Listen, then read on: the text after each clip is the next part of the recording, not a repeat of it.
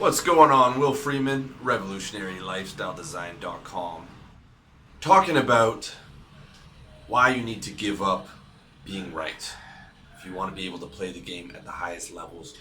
In the game of life, you either play or get played, okay? And I'd rather play to win. And the metric is he who has the most joy wins. That is the metric for measurement if you're winning at the game of life.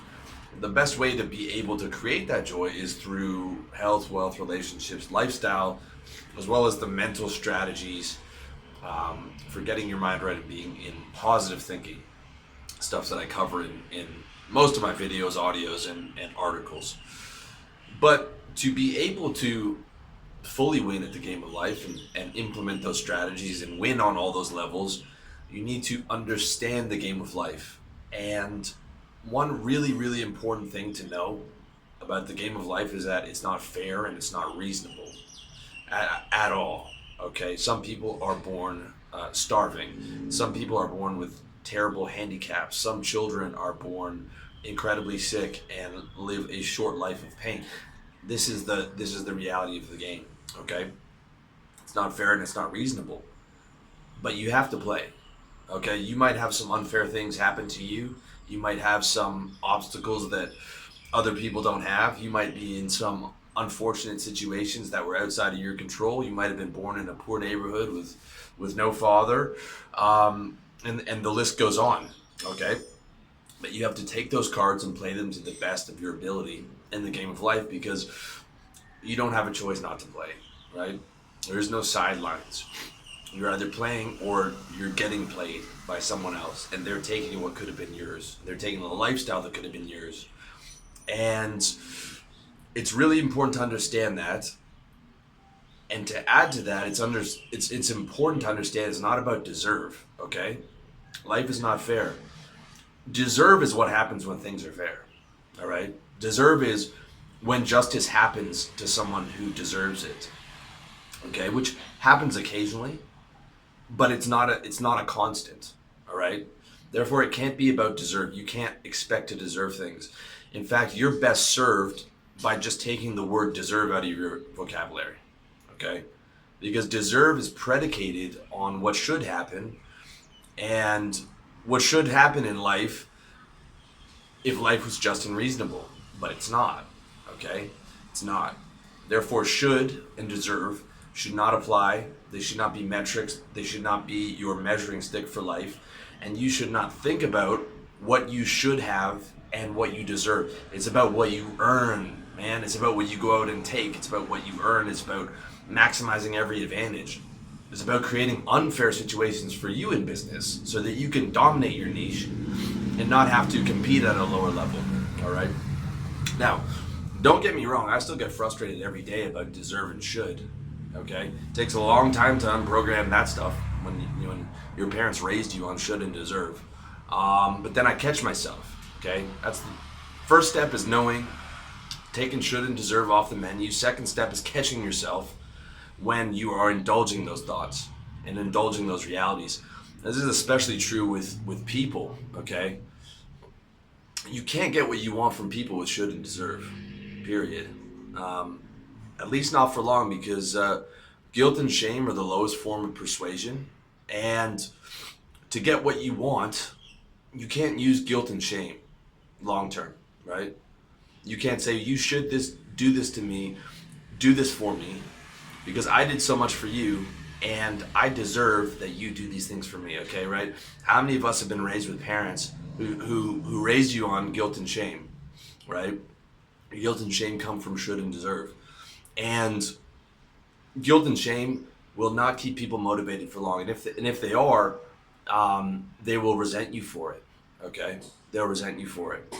That's why a lot of people avoid their parents when they get older, because they get the guilt trip or the shame trip, and everyone hates that. Okay, everyone hates to hear what they should do, what they deserve to do for the other person. All right. When you give up being right, though, okay, that changes the ball game, and that means forgetting about deserve, what you deserve, and what people should have done for you. Okay, and that's especially crucial, not just for yourself and navigating life, but when it comes to people and getting what you want from people. Okay. Instead, you need to make your purpose about getting what you want and playing for it, as opposed to thinking about what you should have, what you deserve to get. All right. Deserve will destroy you. Think about doing and saying whatever needs to be done within ethical boundaries to influence that person. Okay? If it's an employee and they're not doing something right, like the way you do and the way they should be doing it, which is going to be very often, okay? Instead of yelling at them and telling them how they should do it and embarrassing them, take them to the side, pull them away quietly, you know, give them the garbage sandwich where it's a compliment followed by gently telling them, hey, could you, do this better in the future and fix these two things, followed by another, I appreciate you doing that, you're doing great work here, I really, appreciate having you here. Okay. You might think, well, I shouldn't have to do that, right? Again, you're thinking about should, or you're thinking like they should know how to do this, but they don't, okay? So it's about looking at reality. It's about not thinking this person should know this or should do it this way, or I deserve to be treated, deserve for them to do it on this level because I'm paying them so much. Instead of just being like, what's the reality? What do I have to say or do to get things done the way that I want them done? Same thing that applies to a client in business. If a client's paying you a lot of money and they want you to eat a mistake that wasn't 100% yours, just say that, hey, I take full responsibility for that. And if they're frustrated or whatever, that almost immediately calms them down, right? Keeps the client, say, hey, I take full responsibility. Okay, the back office might have made a mistake, but you didn't. But you're the guy who has to talk to the client, okay? And you say, I take full responsibility for it. I will handle it. We're going to give you a discount here, and I will make sure this doesn't happen again in the future, right? Saying something like that, that's totally going to diffuse a client who's getting angry, and it's going to keep that client, right? Instead of arguing with them for 40 minutes on the phone about it's not your fault and, well, they should have sent the order more accurately and, et cetera, et cetera. That's going to cost you that client when you're focused on being right, okay? Focusing on being right will cost you so much money, dude. You have no idea, all right? The world is not reasonable, and therefore being right is not the right attitude, okay? Worry about being right is not the attitude. You need to forget about being right, okay? Forget about being right. Forget about what you deserve.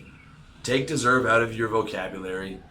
People that you see getting into arguments and being petty about being right, I'm telling you, those are all low-level people. That's weak game.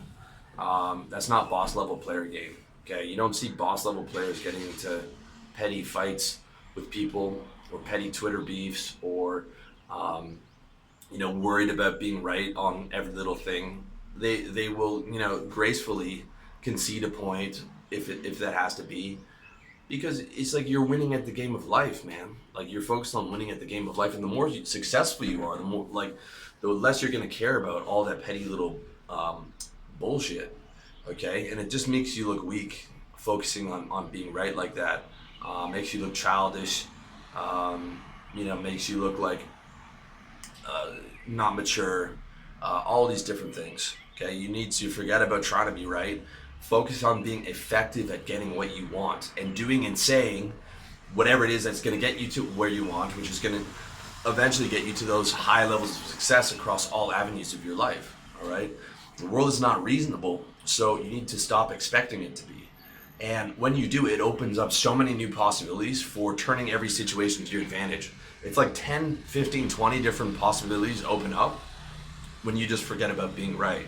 You're like, well, what do I have to say and do here to get what I want and influence this person to do what I want within ethical boundaries? And like, when you're trying to be right, you only have one option, right?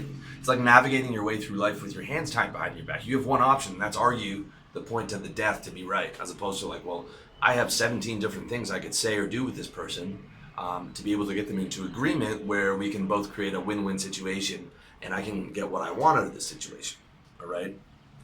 The world is not reasonable, so you need to stop expecting it to be. You'll make so much more money. You'll do so much better with women. You'll make so many more friends. You'll be able to get so much better connections. And you'll progress George Bernard Shaw said, all progress is made by the unreasonable man. And he's right.